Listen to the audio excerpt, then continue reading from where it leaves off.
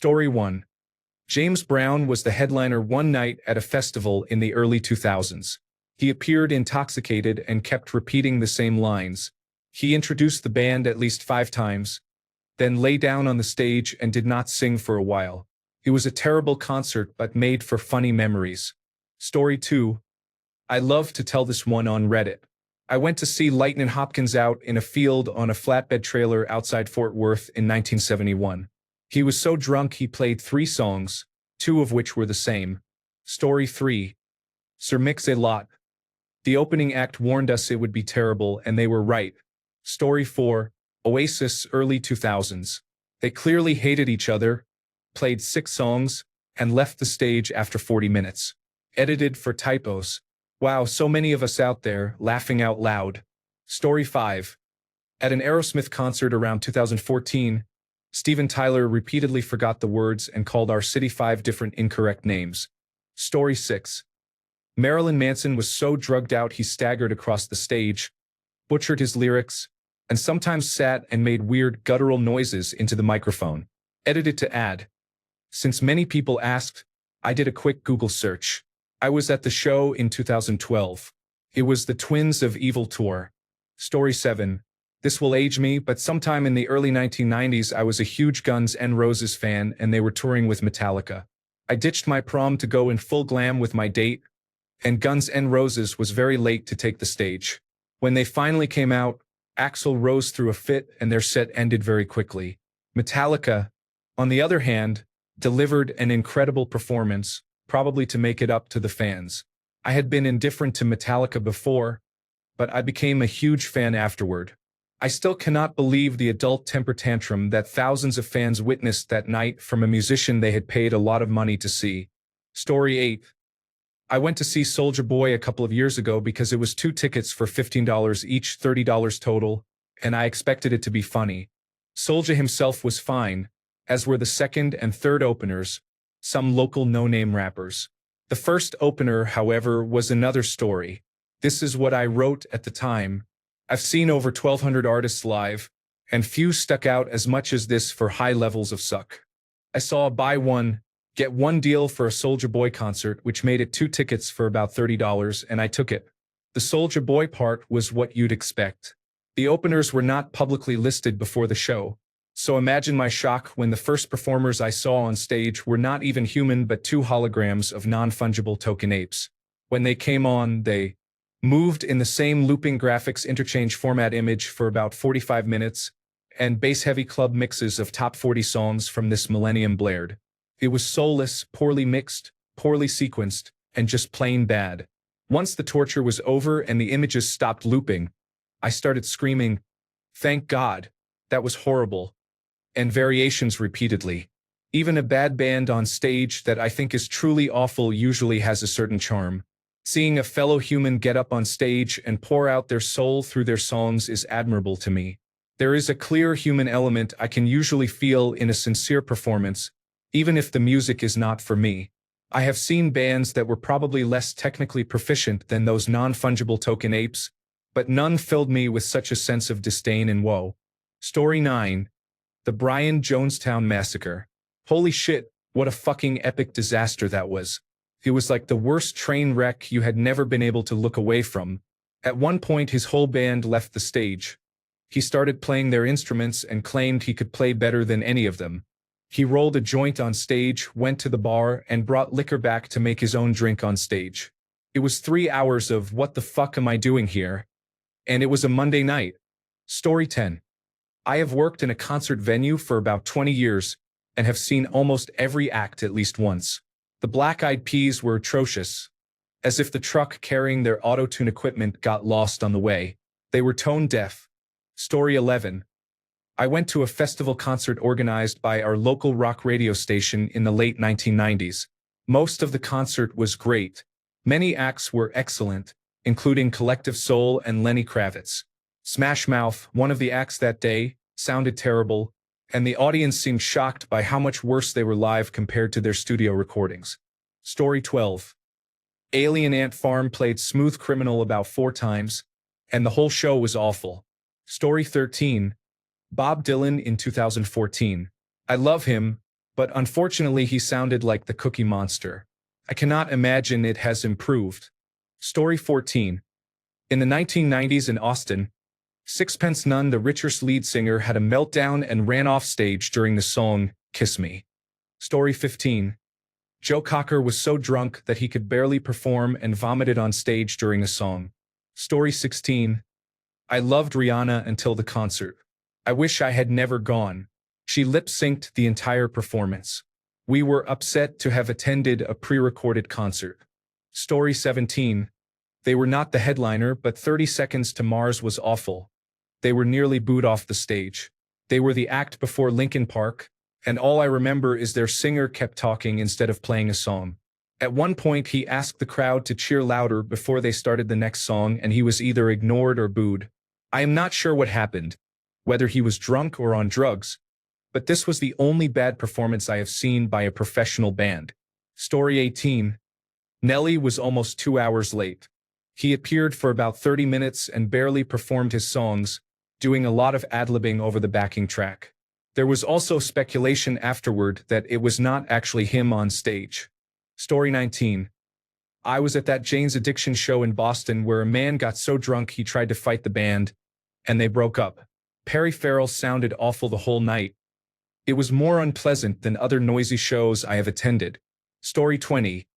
I saw Lauryn Hill the night of Trump's first election win.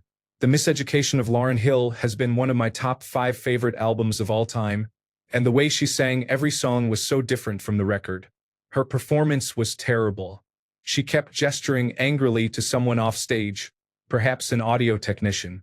I do not know, but it was very uncomfortable. Add to that an audience constantly checking their phones for election results, and it was a pretty terrible night. Story 21. In 2009, I attended the American Idol runner-up tour at Wolf Trap. I won tickets and thought, what the hell? I wonder if any of them remember me. I was the only one there. Story 22. I was dragged to a high school basketball gymnasium to watch Dwight Yoakam. He was not bad. Turning up Dwight Yoakam to full volume in a gym is what I am pretty sure the Central Intelligence Agency used to get Al-Qaeda terrorists to talk.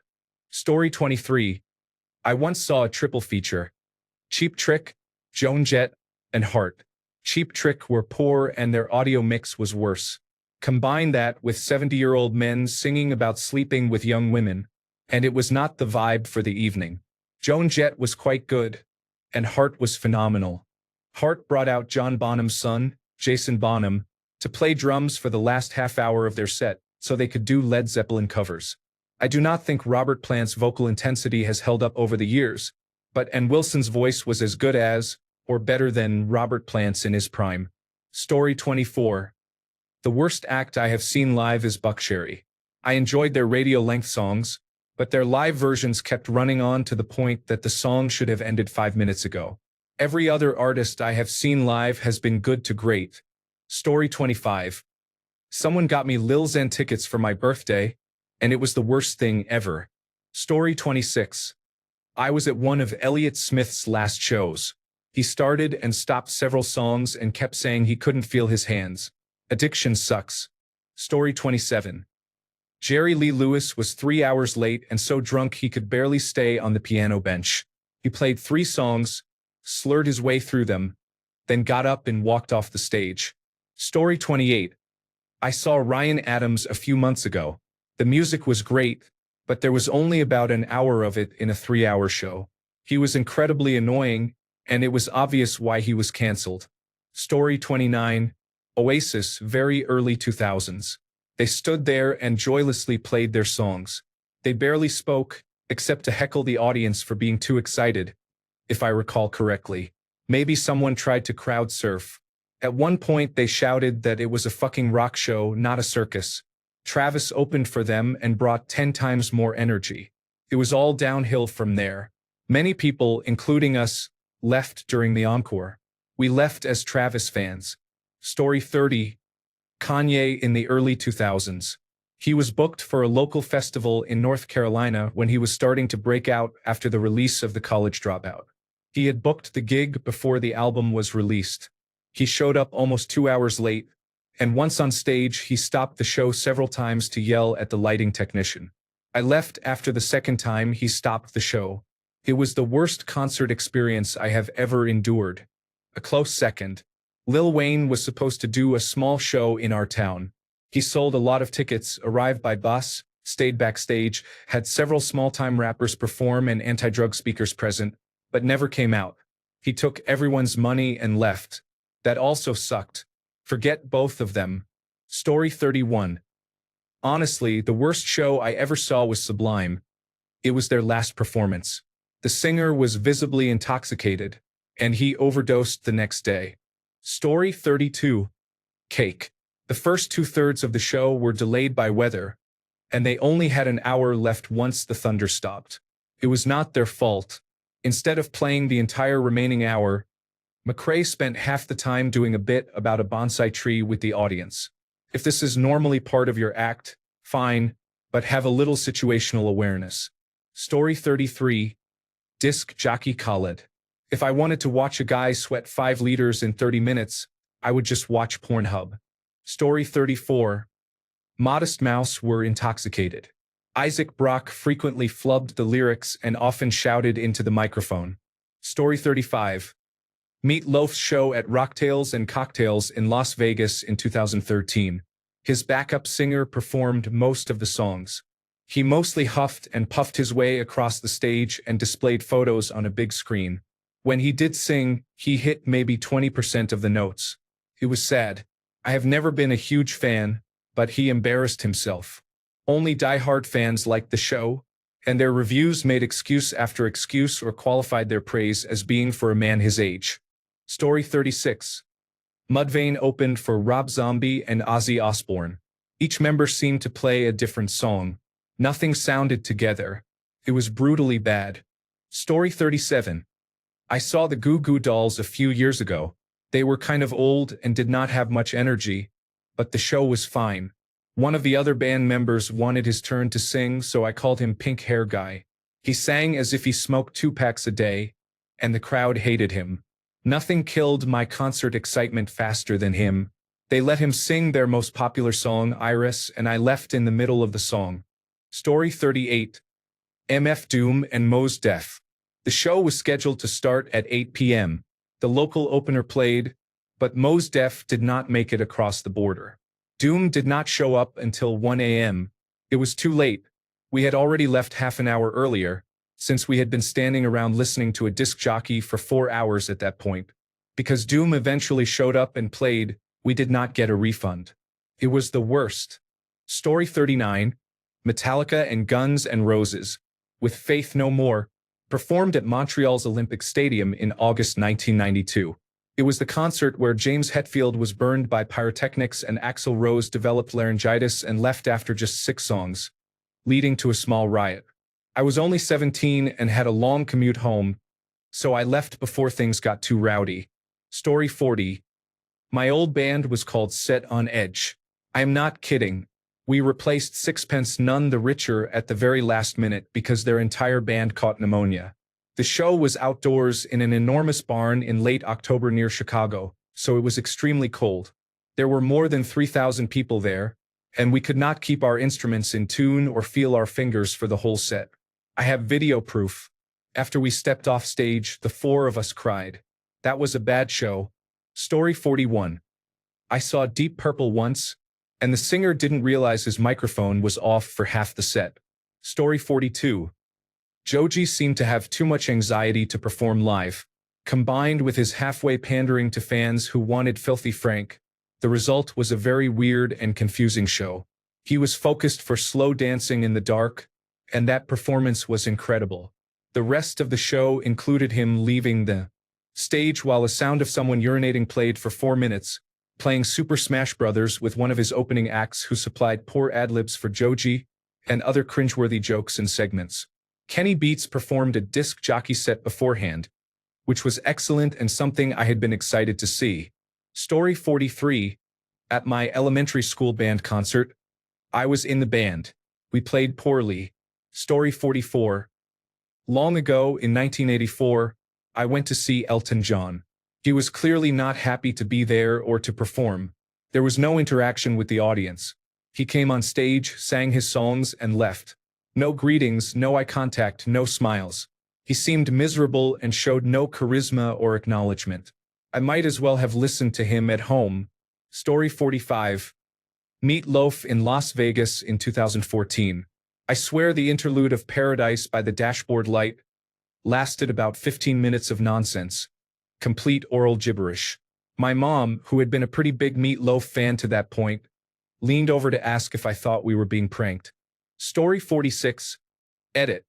As I was cleaning my garage, I found the ticket to this concert. July 15th, 1996, Freeman Coliseum. Oddly, it was both the best and the worst. I thought it was 1997 or 1998.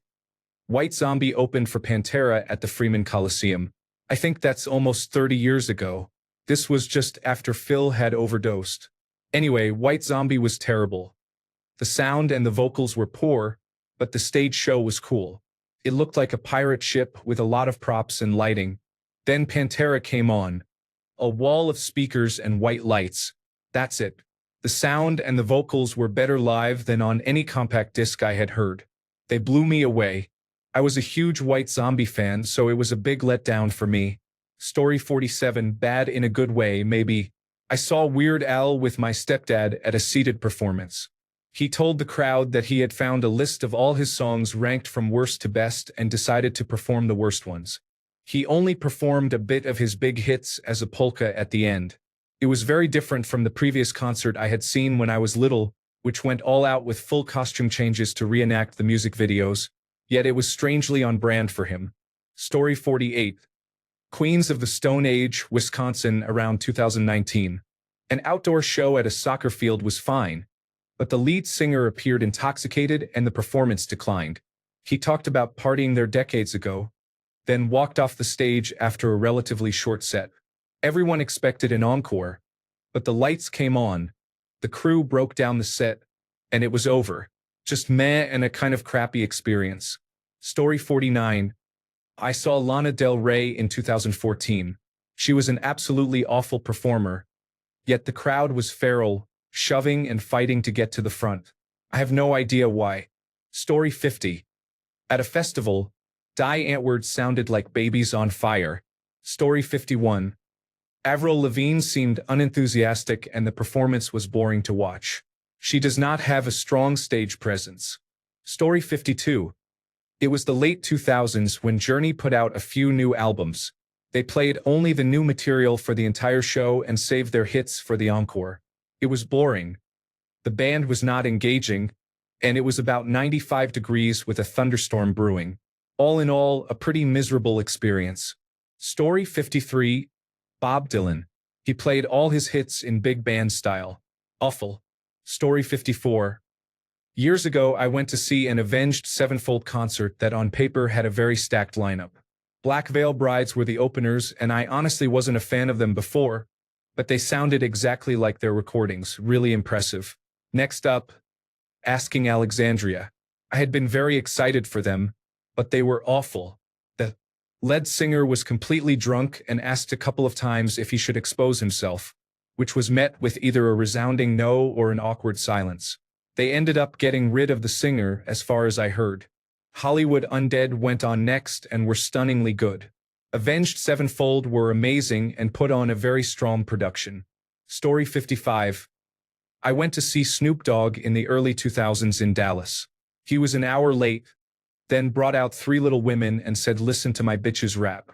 It turned into a Three Little Women concert. Everyone left and got their money back. Story 56. Afroman, about 8 years ago, played Because I Got High as the first song at a shitty small-town dive bar and forgot half the lyrics. I think 50% of the 30-person crowd left right after that song. Story 57. Milli Vanilli. When I was about 8, I wondered how they could barely speak English while their singing was perfect. Story 58. Bob Dylan was a disappointing performer. Elvis Costello was the opening act and excellent, but Dylan's performance was so poor that we left early. Story 59. I think her singing has improved since then, but when the song I Kissed a Girl was super popular, Katy Perry performed on the Warped Tour. I was working at the venue and heard her but could not see her. Her voice was awful.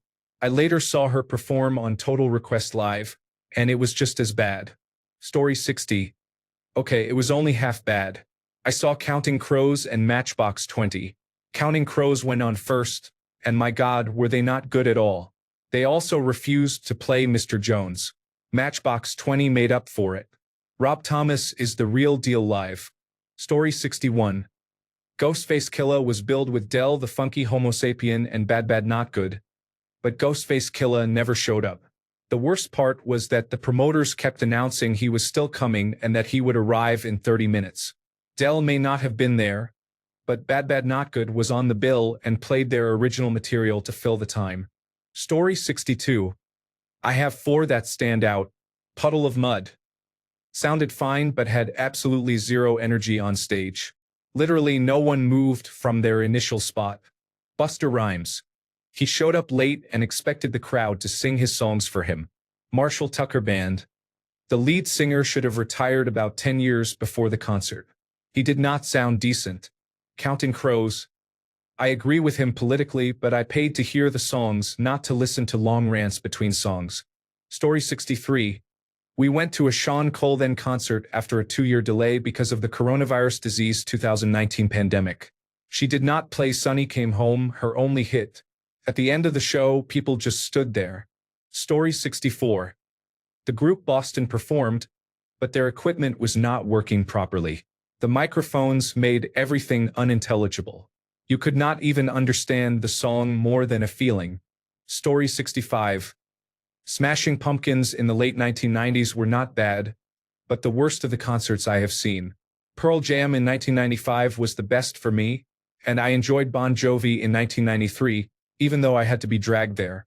Story 66. Ray LaMontagne. My ex dragged me to see him. He has a nice voice but absolutely no stage presence. I was so bored I started falling asleep in the grass at the outdoor concert. Story 67. Weezer, around 2008 or 2009 in New York City. They sucked so badly, and one of their encores was a repeated song. Fucking lame. Story 68. We need to stop asking this question. The answer is always Bob Dylan. Story 69. I saw the Fratellis when they were in New York City a few years ago. For some reason they made the bizarre decision to play almost all of their up-tempo, energetic rock as slowed-down acoustic covers.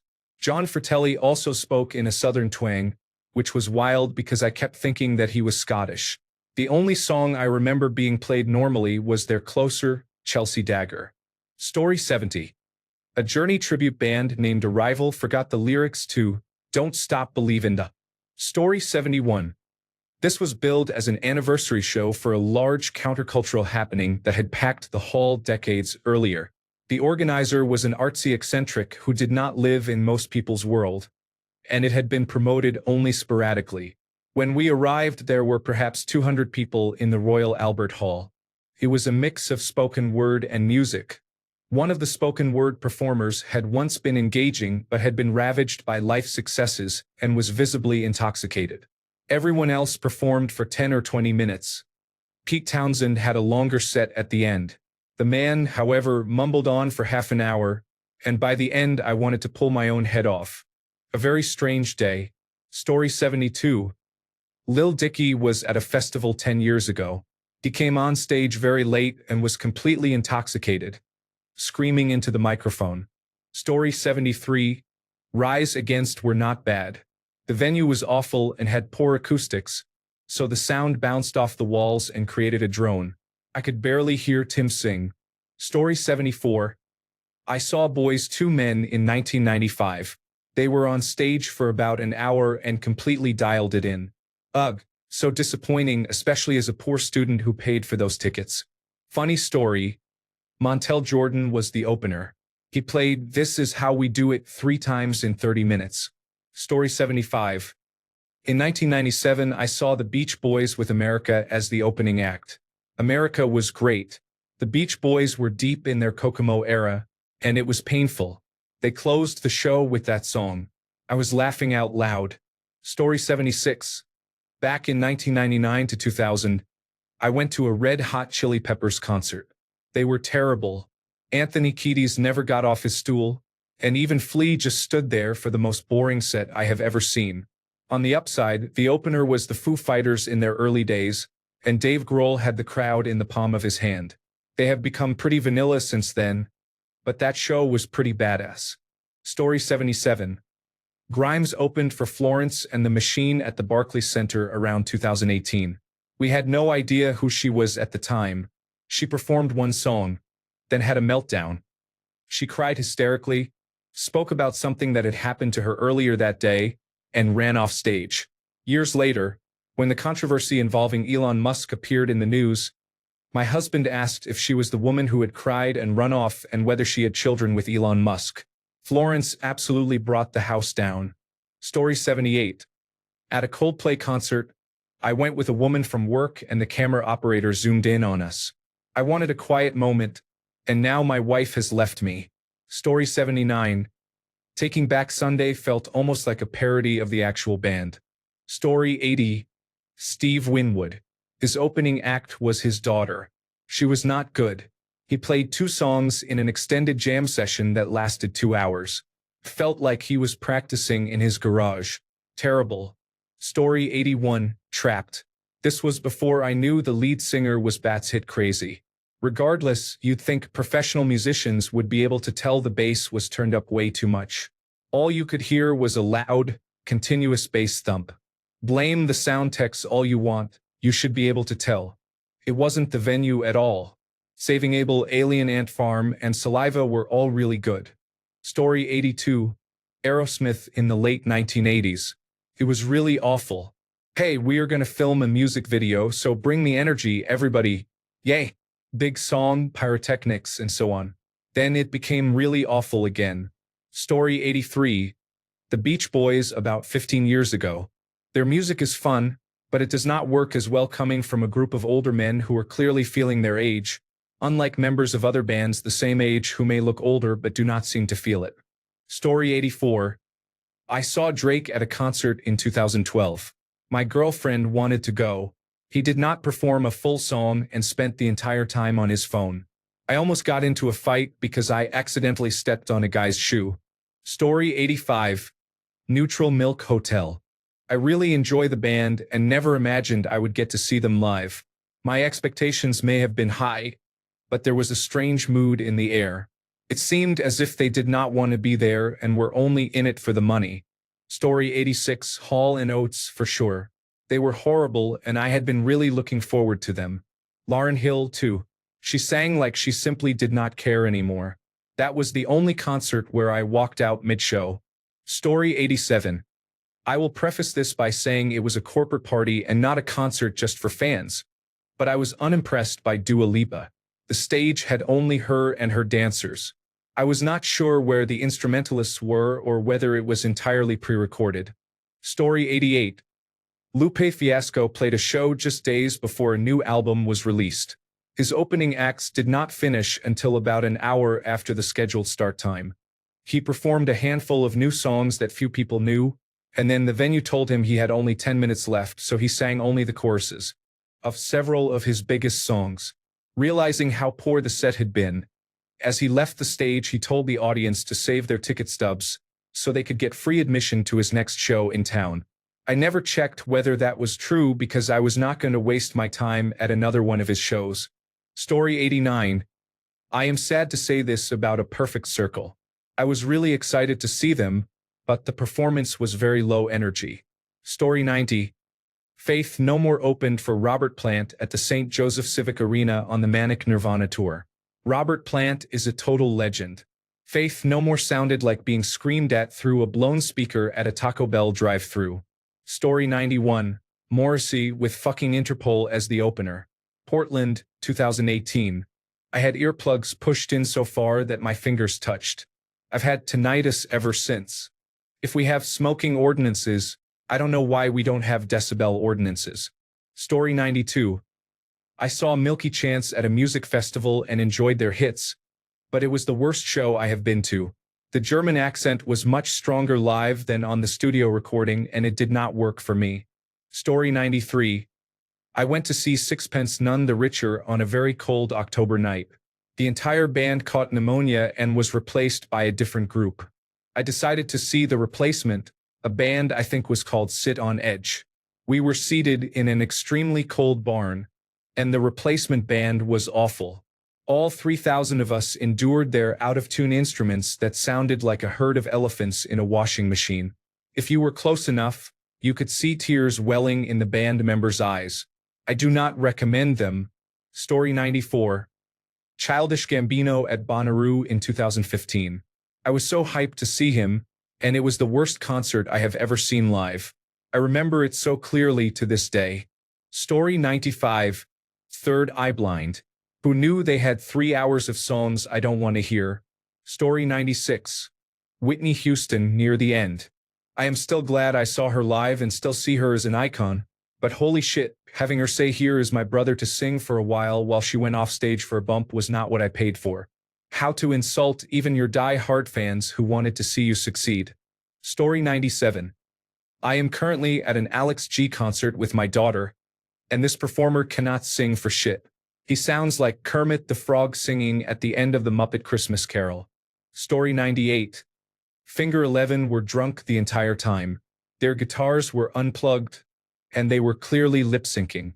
Story 99. We saw 38 Special, and they were outshined because Bon Jovi opened for them right before Slippery when Wet was released. Story 100. In 1978, I saw a triple bill with Ted Nugent, Cheap Trick, and AC/DC. Nobody knew who AC/DC was, and they were booed off stage. Story 101. Carrie Underwood performed at the Boots and Hearts Festival. She sat on a stool with no emotion the entire time. How do you make the song Before He Cheats boring? At the same festival, Kid Rock did a backflip off a piano. Story 102. I saw Stone Temple Pilots in either 2000 or 2001. Scott Weiland was intoxicated. We left after a few songs. Story 103. Honestly, this is hard to say, but Peaches was great. I've seen her multiple times, but this was in Los Angeles. I had to push people's phones out of my face and was met with a casual "What the fuck? I'm filming for my Instagram." Most people left before the encore.